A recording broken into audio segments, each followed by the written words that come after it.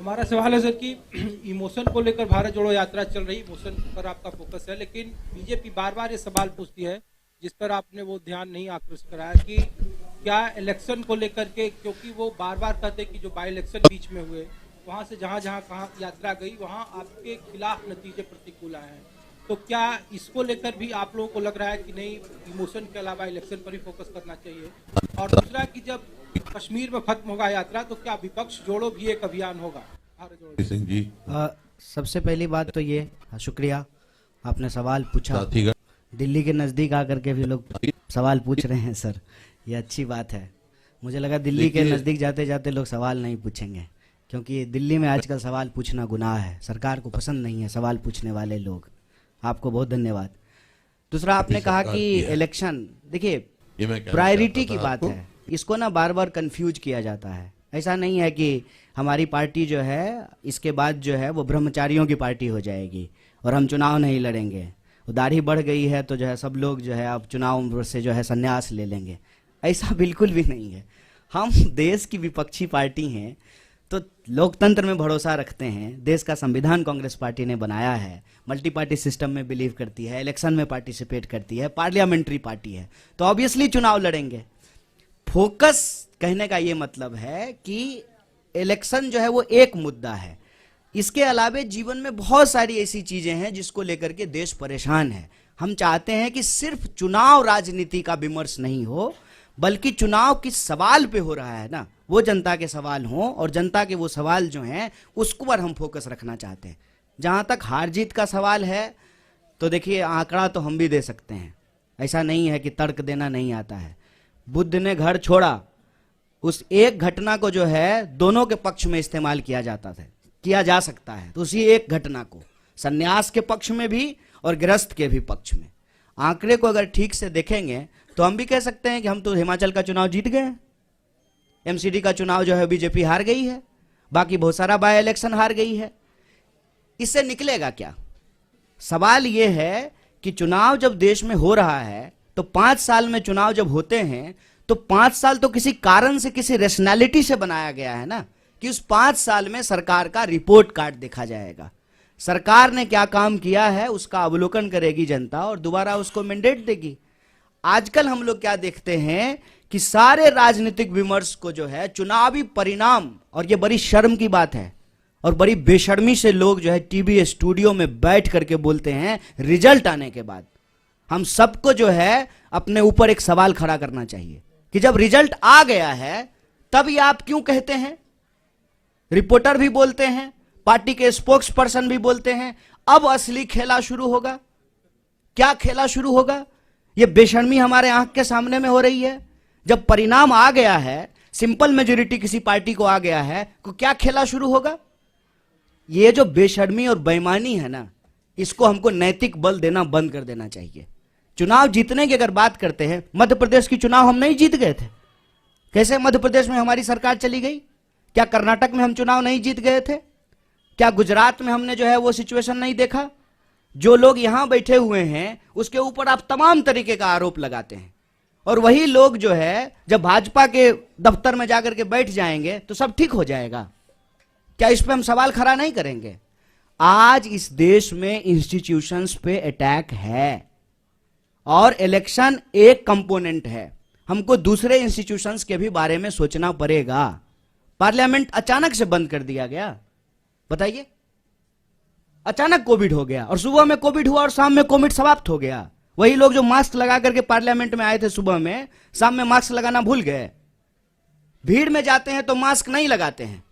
जब रैली में जाते थे, जब डेल्टा वेरिएंट था, दीदी ओ दीदी कर रहे थे बंगाल के चुनाव में जाकर के, डेल्टा वेरिएंट था, तब जो है मास्क नहीं लगा रहे थे। और जब चीफ मिनिस्टर्स के साथ ऑनलाइन मीटिंग हो रही है, जूम कॉल हो रहा है, तब मास्क लगा लिए हैं। लोग को मूर्ख समझते हैं, बेवकूफ समझते हैं। चुनाव हम लड़ते हैं, चुनाव हम लड़ेंगे, लेकिन चुनाव के परिणाम के आधार पर यह कहना कि कांग्रेस पार्टी खत्म हो गई है, तो देख लीजिए कांग्रेस पार्टी खत्म हो गई है तो। जिस यात्रा को आप 7 सितंबर से इग्नोर कर रहे थे, जो ही हम दिल्ली के दरवाजे पे पहुंचे हैं तो पेट में जबरदस्त मरोड़ पैदा हो गया है। तमाम कोशिश कर रहे हैं, पूरे देश में हमको परमिशन लेने की जरूरत नहीं पड़ी, क्योंकि यह भारत जोड़ो यात्रा है। दिल्ली की यात्रा नहीं है, लेकिन जो है दिल्ली में जो है अड़ंगा लगाने की कोशिश की जा रही है। तो इस बात को हम सब लोग समझें। आज हमारा देश जिन परिस्थितियों से गुजर रहा है उसको स्वीकार करें। चुनाव है, चुनाव लड़ेंगे, हारेंगे, जीतेंगे, एक बात है, लेकिन चुनावी प्रक्रिया भी चलती रहनी चाहिए। इलेक्शन कमीशन भी ठीक से काम करना चाहिए। एक सवाल हमारी यात्रा के ऊपर, बच्चे क्यों आ रहे हैं? बच्चों को लेकर के जो है हमारे ऊपर केस किया गया, कंप्लेन किया गया। और मोदी जी जब गए गुजरात में कैंपेन करने के लिए तो बच्चा को बिठा करके अपने साथ चुनाव प्रचार कर रहे थे। तब इलेक्शन कमीशन कहां चला गया? नियम कानून सबके लिए बराबर होगा ना, विपक्ष के लिए जो होगा वही सत्ता के लिए भी होगा। तो चुनाव के इर्द गिर्द विमर्श बना करके ना, हार जीत के इर्द गिर्द, और उस हार जीत में भी कोई नैतिकता नहीं है। जीती हुई पार्टी का विधायक खरीद करके सरकार बना लेना, जब तक यहां थे तो जो है देश विरोधी थे, हरियाणा में ऐसी। तो ये जो सवाल है इस पे हम लोगों को मुखरता से बोलना पड़ेगा। इलेक्शन से भाग नहीं रहे साहब, इलेक्शन हम भी जीते हैं और फिर भी जीतेंगे। इनको डर यही लग रहा है ना कि दिल अगर जीत लिया ना तो इस चुनाव कैसे हराएंगे। सारा सूटकेस जो है ना चाणक्य साहब का, वो घर में ही रखा रह जाएगा। एक बार जब लोग तय कर लेते हैं ना कि बिकेंगे नहीं, और जो लोग खरीदेंगे ना, आपको दिल्ली का एग्जाम्पल देना चाहते हैं, दिल्ली के भी प्रभारी हमारे बीच में मौजूद हैं। हमारे 2 लोगों को खरीदने की कोशिश की गई, ये चलन पैटर्न हो गया है। अब दूसरी पार्टियां भी ऐसा करना शुरू कर देगी। इस प्रवृत्ति पे हमको हमला करने की जरूरत है। उसके बाद आम लोग जाकर के घर घेर लिए, उसके बाद नहीं हम लोग कहीं नहीं जा रहे, हम यहीं रह रहे हैं। जनता के अंदर वो चेतना जगाना, ये हमारी प्राथमिकता है। चुनाव भी होगा, लड़ेंगे भी और जीतेंगे भी।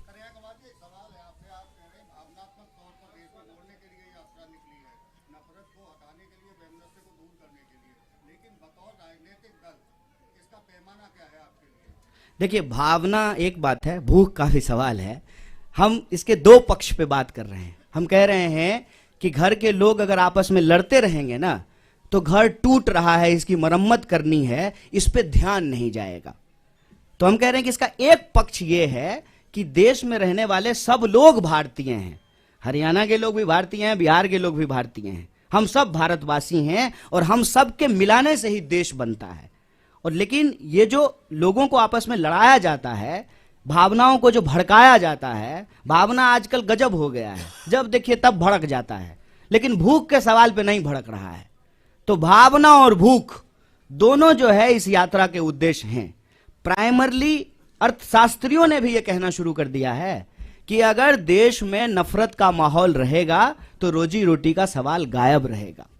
नफरत को कम करेंगे तभी रोजी रोटी के सवाल होंगे। अभी हमारे अध्यक्ष जी ने आपको बताया ना कि 32 बार जो है पेपर भर्ती घोटाला यहां हो चुका है, पेपर लीक हो चुका है, भर्तियां निकल नहीं रही है। इंडस्ट्रियल टाउन जो है वो बैरन लैंड में कन्वर्ट होना शुरू हो गए हैं, एमएसएमईज लगातार बंद हो रहे हैं। अगर ये हरियाणा का हालत है तो आप सोचिए कि बिहार में क्या हो रहा होगा। तो देश के लोगों के जो बुनियादी सवाल हैं उन सवालों पर राजनीतिक विमर्श हो, और ये तभी संभव हो पाएगा जब हम देश के लोग आपस में एक टीम की तरह काम करेंगे।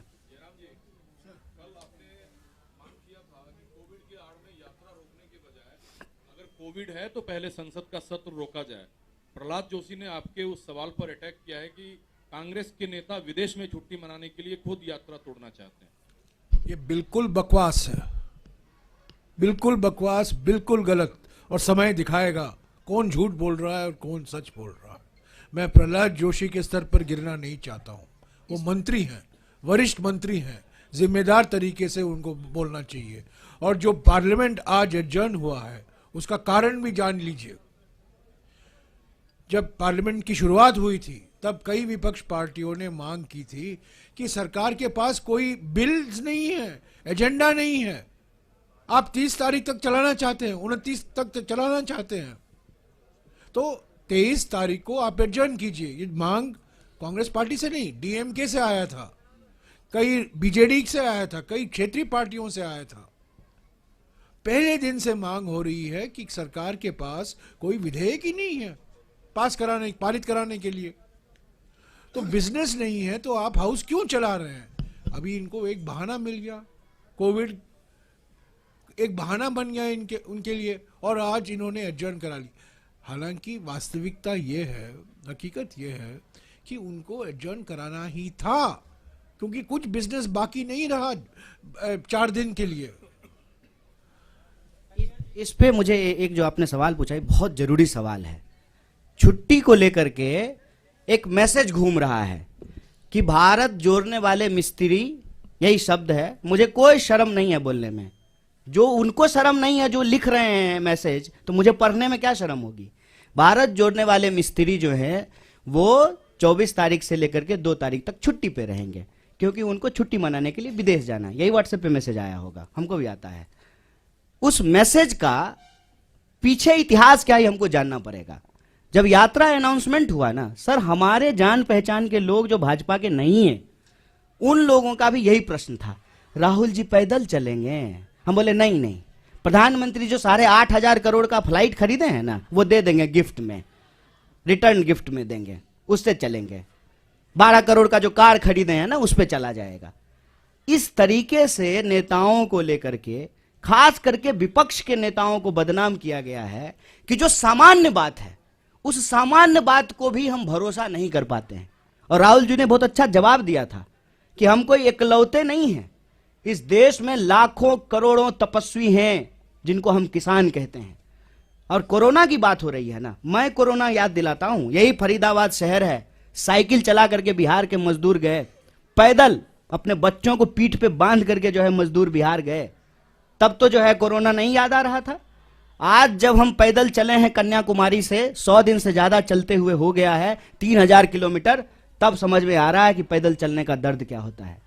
ये बार बार विपक्ष के नेताओं को लेकर के ऐसा मैसेज करते हैं, जबकि अगर हम सिद्धांत की बात करें तो कांग्रेस पार्टी इस देश में 8 घंटा मजदूरों को काम करने का अधिकार होना चाहिए, इसको लेकर के कानून बनाया। सप्ताह में 2 दिन छुट्टी होनी चाहिए, सैटरडे और संडे, इसको लागू कराया। तो यात्रा में जो लोग चल रहे हैं वो छुट्टी ले रहे हैं, तो ये अमानवीय है क्या? ये अमानवीय उसको लगेगा ना जिसने कभी अपनी पारिवारिक जिम्मेवारी नहीं उठाई। कोई होता ना जिसके साथ छुट्टी बिता सकते थे तो ये सवाल नहीं बोलते। जो लोग अपने आत्ममुग्धता का शिकार होता है ना, जिसने जिंदगी में इंसान बनाया ही नहीं, क्या करेगा छुट्टी लेकर के? फुटबॉल मैच देखते हुए एक दृश्य देखे थे आप सब लोग, ग्रुप में फुटबॉल मैच देख रहे थे, एक साहब अकेले टीवी पे फुटबॉल मैच, बताइए फुटबॉल का मैच कोई अकेले देखता है?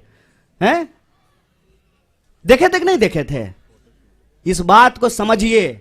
और जो तमाम लोग परिवार बना रहे हैं ना, शादी कर रहे हैं, बच्चे पैदा कर रहे हैं, ये आपको अनैतिक बोल रहे हैं। और खुद जो जिम्मेवारी नहीं निभा पाए, डर से भाग गए, क्योंकि आई लव यू कहने के बाद आई लव यू टू भी होता है और उसको निभाना भी होता है। जो ये नहीं कर पाए ना, वो अपने आप को नैतिक बोल करके आपके कंधे पे बैठे हुए हैं। आंख खोलिए साहब, परिवार चलाना एक जिम्मेवारी है, छुट्टी मिलना एक मानवीय अधिकार है, अपने रिश्तों को निभाना सामाजिक दायित्व है। हम देश का दायित्व निभा करके परिवार का दायित्व निभाएंगे, इसमें क्या बुराई है? किस लिए आप कमाते हैं? कि आपके शादी हो, बच्चे हो, परिवार हो, इसलिए कमाते हैं ना? क्या दिक्कत है इसमें? और मैं बताऊं इसका टेक्निकल कारण है, ये बात हम लोग बोलना नहीं चाहते थे। हमारा कंटेनर रिफर्बिश होना है, हमको पहाड़ में जाना है, उसको जो है दोबारा से तैयार किया जाएगा।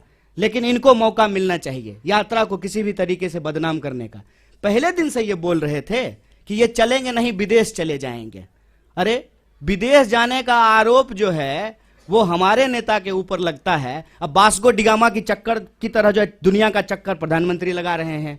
हमको लगता है कि जब प्रधानमंत्री स्वयं इतना विदेश घूम रहे हैं तो विदेश मंत्रालय की जरूरत क्या है?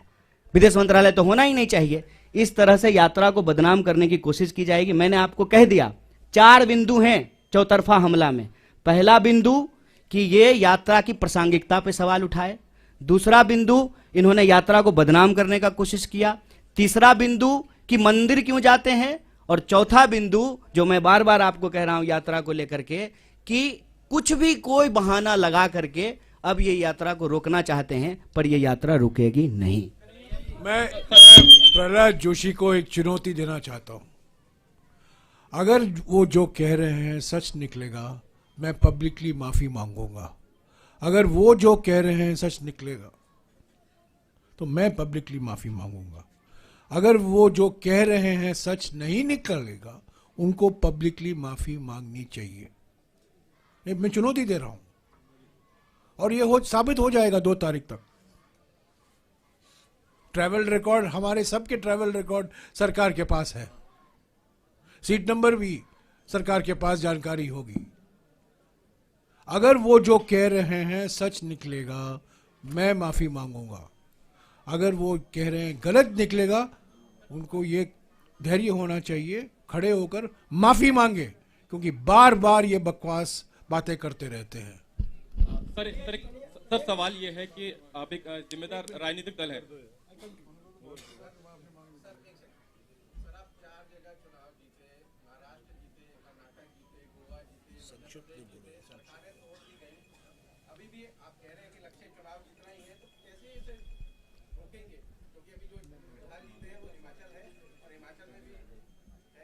देखिए, हम लोग इसको बतौर राजनीतिक दल रोकें, उससे ज़्यादा ज़रूरी है कि इस देश के आम लोग बतौर वोटर इसको रोकें, क्योंकि ये अनैतिक है, ये गलत है।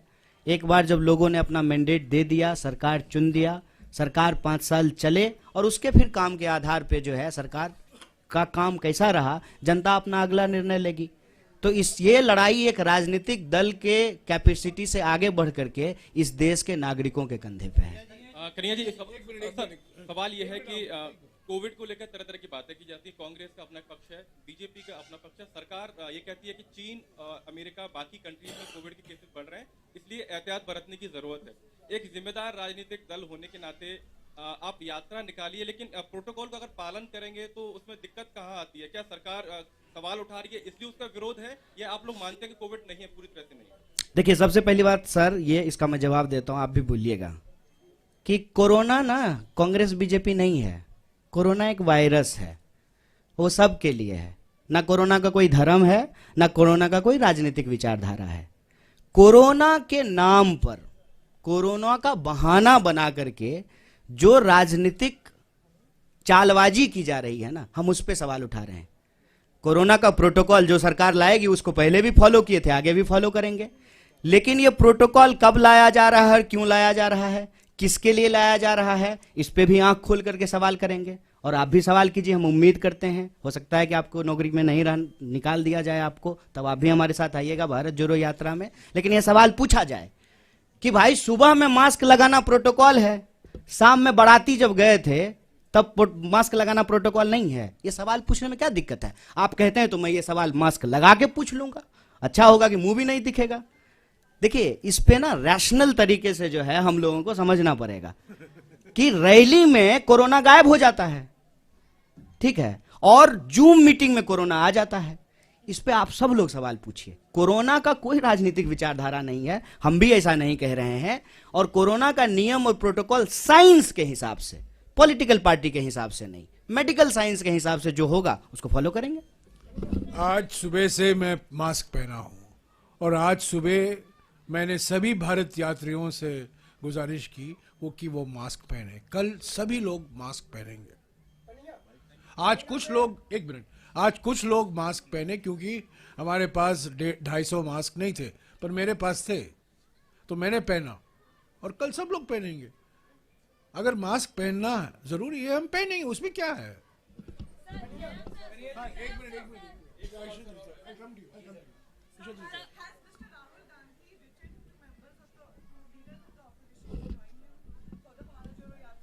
If I have information, I'll share it with you. Sir, Jairam sir,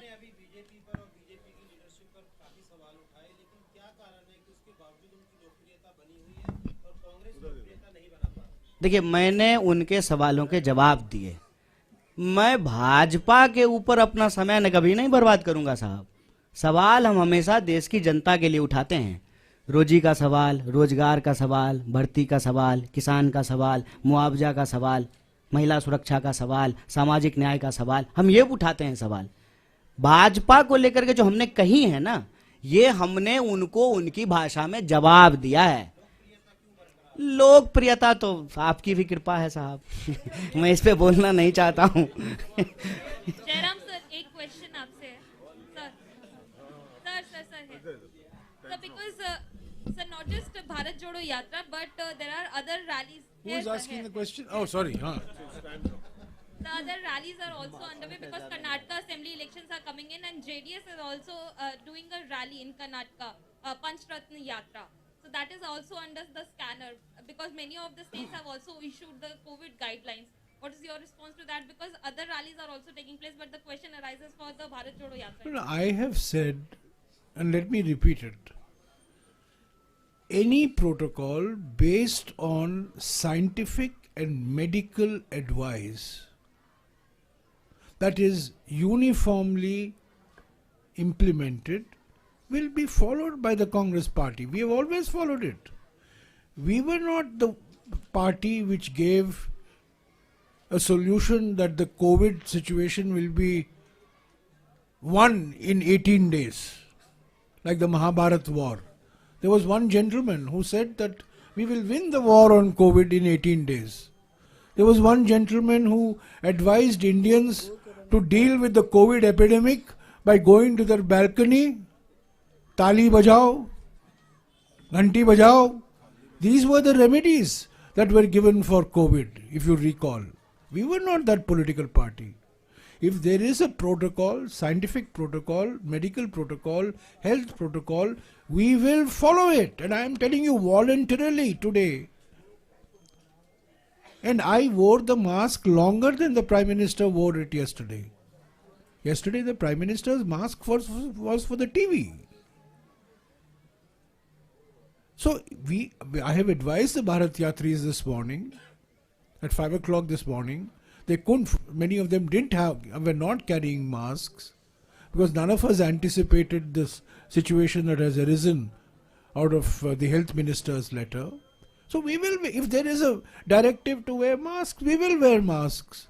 If there is a directive to maintain social distancing, we will maintain social distancing. I don't understand what the controversy is all about. There is no directive. There is no protocol. Are you going to stop flights from China?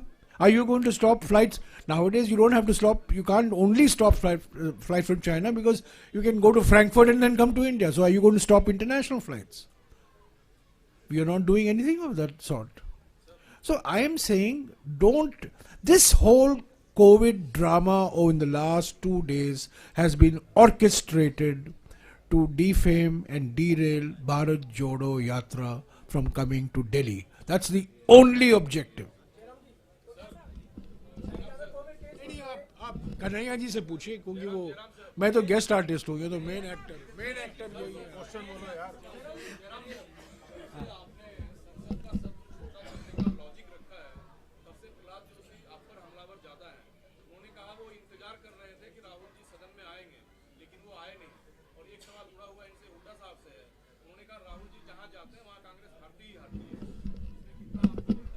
जी सवाल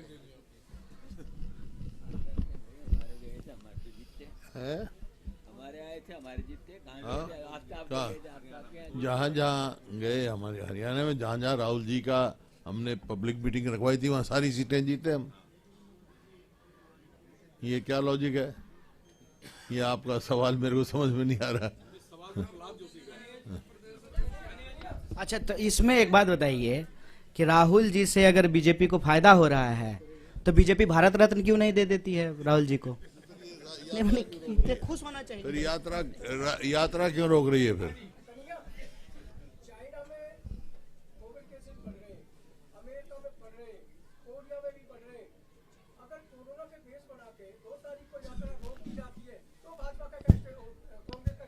नहीं, बढ़ गए हैं, ये बड़ी चिंता की बात है, लेकिन भाजपा के एक मंत्री ने कहा है कि फिर गाना गा देंगे, कोरोना चला जाएगा, गो कोरोना गो।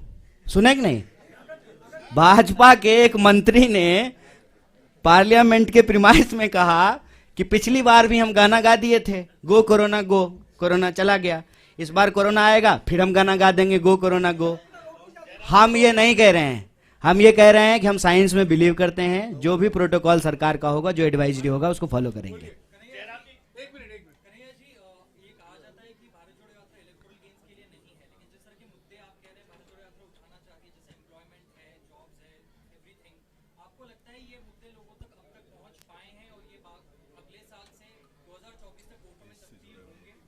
देखिए, हमारी कोशिश तो यही है कि इस देश में सकारात्मक राजनीति हो, पॉजिटिव पॉलिटिक्स हो, क्योंकि उस पॉलिटिक्स में का फायदा ये होगा कि हार जीत किसी की हो, लेकिन उससे लोगों को फायदा होगा। अगर हम राजनीतिक विमर्श के केंद्र में बेकारी का सवाल ला पाए, महंगाई का सवाल ले पाए, एसएमईज जो small scale medium scale industries का सवाल है, महिला सुरक्षा का सवाल है, किसानों को मुआवजा का सवाल है, खेती का सवाल है, सीमा सुरक्षा का सवाल है, तो उससे देश को फायदा होगा। चुनावी परिणाम चाहे जो भी हो, लेकिन इस आधार पे अगर राजनीतिक विमर्श होगा, लोगों के बुनियादी सवाल पर होंगे, तो लोगों को फायदा होगा। हम वो प्रयास कर रहे हैं, कितनी सफलता मिलेगी ये तो देखने वाली बात है।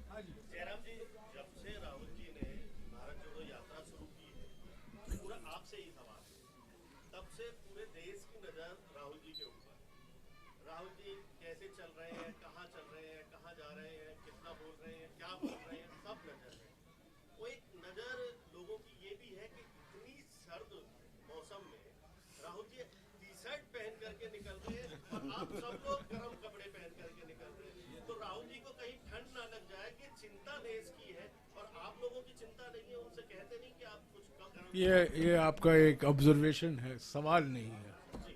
तो क्या मैं क्या जवाब दे सकता हूँ? नहीं, मैं क्या जवाब दे सकता हूँ?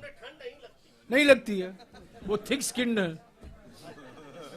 चलिए, ये लास्ट क्वेश्चन। हाँ, 2004 में सोनिया गांधी जी पैदल चली, तो 2005 में हरियाणा में हुड्डा सरकार बनी। अब 19 साल बाद राहुल गांधी जी पैदल चल रहे हैं, तो लगता है बिहार दोबारा 2024 में दोहराएगा। हरियाणा में कांग्रेस की सरकार बनेगी।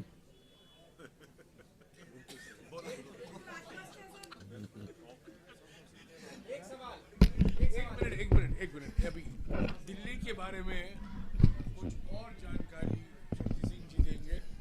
दिल्ली के प्रोग्राम, कल के दिल्ली के प्रोग्राम के बारे में। कुछ साथियों का मुझे मैसेज आया है कि आपने दिल्ली का प्रोग्राम तो अनाउंस किया, पर टाइमिंग भी साथ में बता देते तो हमारे लिए अच्छा रहता। वो प्रेस ब्रीफिंग के दौरान आया है।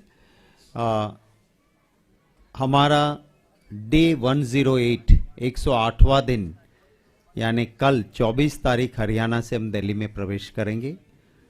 6:30 बजे पदयात्रा शुरू होगी।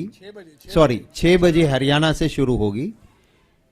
हरियाणा से 6 बजे शुरू होगी और दिल्ली रिसेप्शन जो होगा वो मेट्रो स्टेशन बदरपुर पे रिसेप्शन होगा।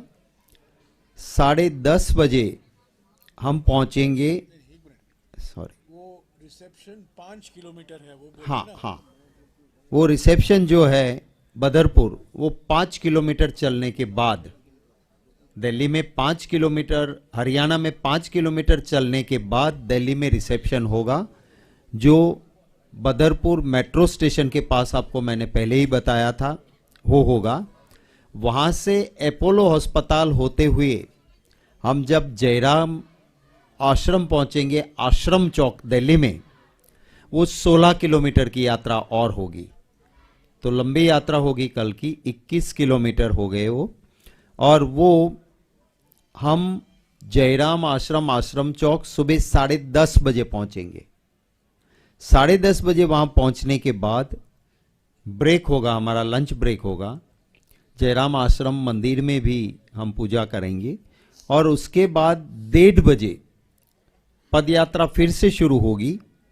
1:30 बजे जयराम आश्रम से वो मथुरा रोड, जाकिर हुसैन मार्ग, इंडिया गेट, तिलक मार्ग, ITO, बहादुर शाह जफर मार्ग, नेताजी सुभाष मार्ग, अनागपाल थॉम सर्कल, वहाँ होते 4:30 बजे अनगपाल थॉम सर्कल, नेताजी सुभाष मार्ग, लाल किला, वहाँ पे हमारी यात्रा पहुँचेगी 4:30 बजे शाम को।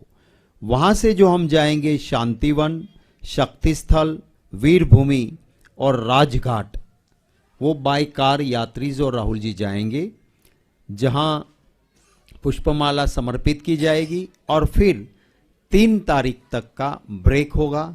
हरियाणा के साथियों के लिए हमारा सेकंड फेज फिर से हरियाणा में आएगा। वो अभी जो टेंटेटिव है वो 6 तारीख का है, पर सेकंड फेज की डिटेल यात्रा का प्रोग्राम हम आपको इत्तला कर देंगे। मेरे ट्विटर पे भी जाओ, कोई फॉलो करते तो मिल जाएगा।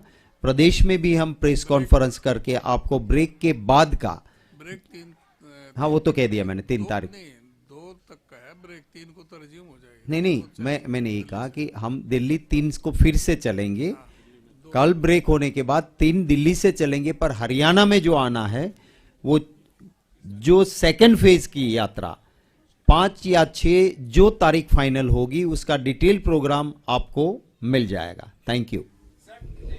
पानीपत में रैली होगी, वो डेट आपको बताया जाएगा, और करनाल या अंबाला में राहुल जी प्रेस कॉन्फ्रेंस करेंगे, खास तौर से हरियाणा के करनाल या कुरुक्षेत्र या अंबाला, इन तीनों में से एक शहर में वो प्रेस कॉन्फ्रेंस होगा, वो तय किया जाएगा बाद में, और उसको आपको 3-4 दिन पहले आपको पूरी जानकारी मिल जाएगी। पर प्रेस कॉन्फ्रेंस जरूर होगा, आपके साथ मुलाकात होगी। हाँ, एमएसएमई का प्रोग्राम यही है जहां राहुल जी रुके हुए हैं। वो 30 लोग आएंगे, करीब 1 बजे आएंगे, 2 बजे से लेकर 2-2:30 बजे या 2:40 तक इंटरेक्शन होगा। उसके बाद में उसकी जानकारी मैं आपको दूंगा। करीब 30 एमएसएमई आ रहे हैं जो खास तौर से फरीदाबाद में उनकी फैक्ट्रियां हैं।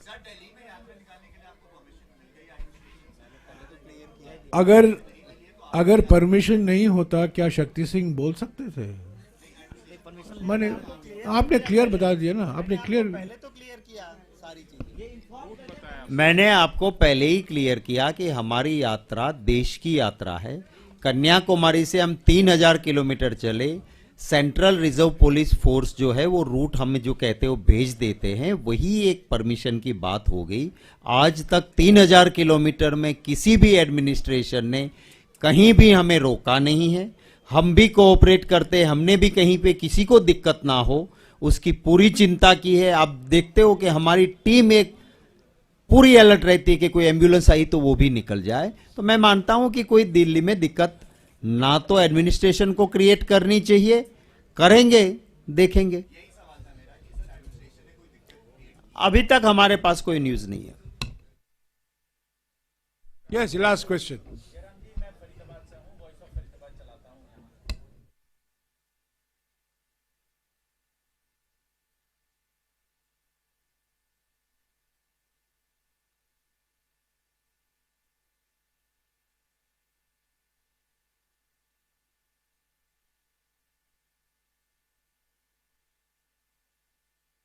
मैं हुडा जी से गुजारिश करूंगा और लोकल एमएलए से भी। ऐसा है, जहाँ तक भ्रष्टाचार का सवाल है, इस सरकार ने सारे रिकॉर्ड तोड़ दिए और निरंतर हम असेंबली में भी और बाहर भी हर जगह करते रहे। यहाँ भी धरने किए फरीदाबाद हमारे विधायक जी ने, और जगह भी हुए जो भी हमारे लोकल लीडर्स है, क्योंकि ये सबसे भ्रष्ट सरकार है और यही कारण है कि प्रदेश में कर्जा बढ़ रहा है और काम कुछ नहीं हो रहा है। पूरे जोर शोर से आवाज उठा रही पूरी कांग्रेस तक है इसमें, और पूरी लड़ाई लड़ेंगे। अब विधानसभा का स्तर आ रहा है, उसमें भी इस बात को भ्रष्टाचार को लेके बोलेंगे, लड़ेंगे।